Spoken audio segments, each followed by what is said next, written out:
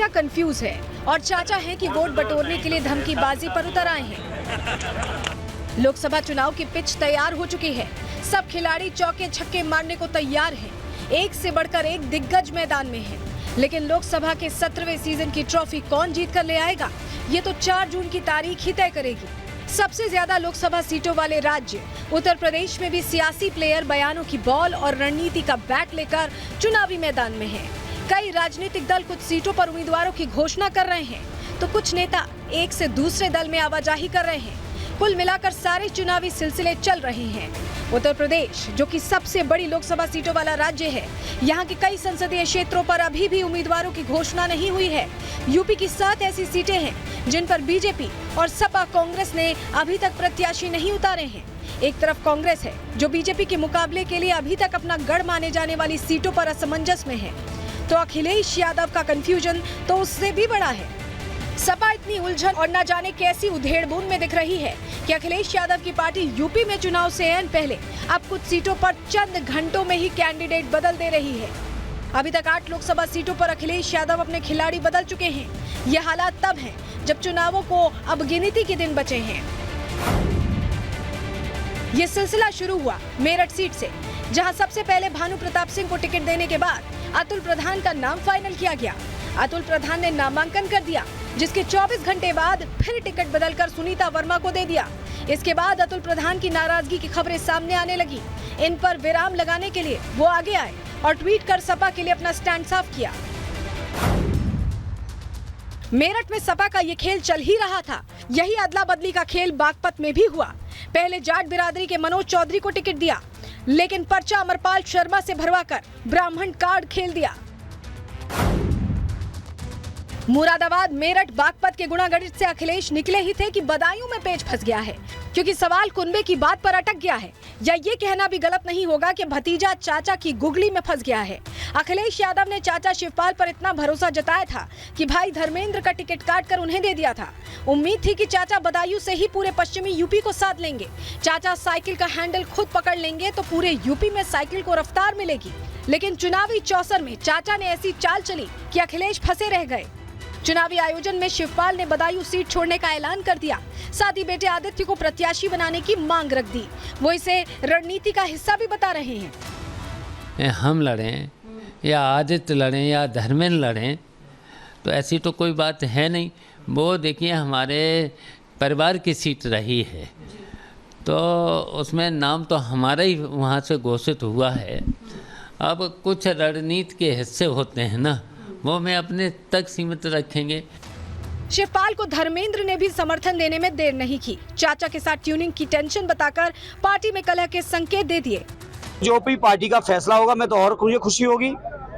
चाचा के लिए काम करने में थोड़ा सा एक हिचक रहती, आदित्य के लिए और ज्यादा काम करेंगे।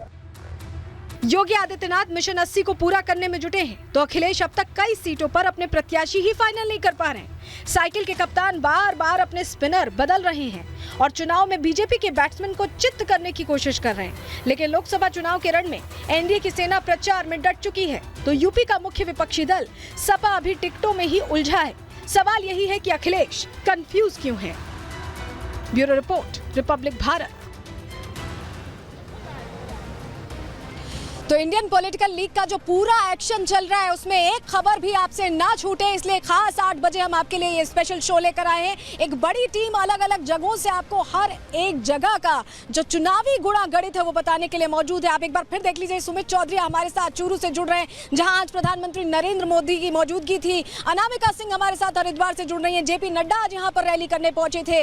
और बिहार में तो लगातार सियासी पारा हाई रहता है और अनूप वहां से जुड़ी हर रिपोर्ट आप तक पहुंचा रहे हैं। इस पर हम विस्तार से अलग अलग प्रदेशों में भी जाएंगे, बात करेंगे। लेकिन बात हम कर रहे हैं शिवपाल यादव की इस वक्त, सबसे पहले उत्तर प्रदेश की क्योंकि हम बात कर रहे हैं। तो शिवपाल यादव ने दरअसल बदायूं जब पहुंचे तो उनका अंदाज कुछ जुदा जुदा दिखाई दिया। उन्होंने कार्यकर्ताओं से बात करते हुए, जनता को संबोधित करते हुए, क्योंकि लगातार रैलियां कर रहे हैं, लोगों के बीच पहुंच रहे हैं, तो वो ये कहते नजर आए कि हिसाब कर देंगे। किस तरह की ये चेतावनी है या धमकी है, आप खुद तय करिए। सुनिए क्या कुछ कहा शिवपाल सिंह यादव।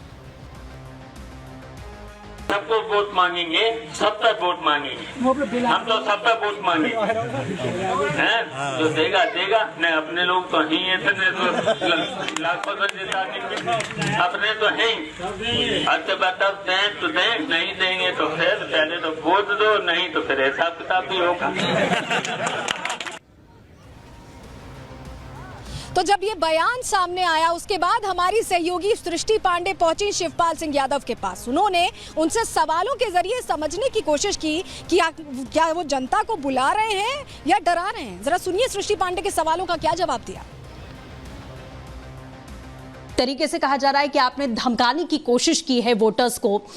नहीं, वैसे तो मैंने ऐसी कोई बात नहीं कहा। समाजवादी पार्टी से विधायक बने थे, वो लोग टूट के चले गए, भाजपा को वोट दे दिया। तो मैंने उनकी तरफ इशारा किया था कि भाई जो लोग इस तरीके का समाजवादी पार्टी के वोट से जीते हैं और वोट के समय चले गए उधर, तो मैंने कहा कि जो आगे वाले चुनाव में, आने वाले चुनाव में जनता सिकाएगी। तो सुना आपने, जवाब कुछ ऐसे दिए जा रहे हैं। तो ये तो कहीं ना कहीं जवाबों के या ये कहें बयानों के चौके छक्के से इंडियन पॉलिटिकल लीग में लगातार हमें देखने को मिल रहे हैं। चूरू से हमारे साथ सुमित चौधरी जुड़े हुए हैं। सुमित, चूरू कहा जाता है कि बीजेपी का कोर वोटर यहाँ पे रहता है, बीजेपी का गढ़ है। क्या आपने देखा, क्या महसूस किया, क्या बड़ी खबर है, दर्शकों को बताइए।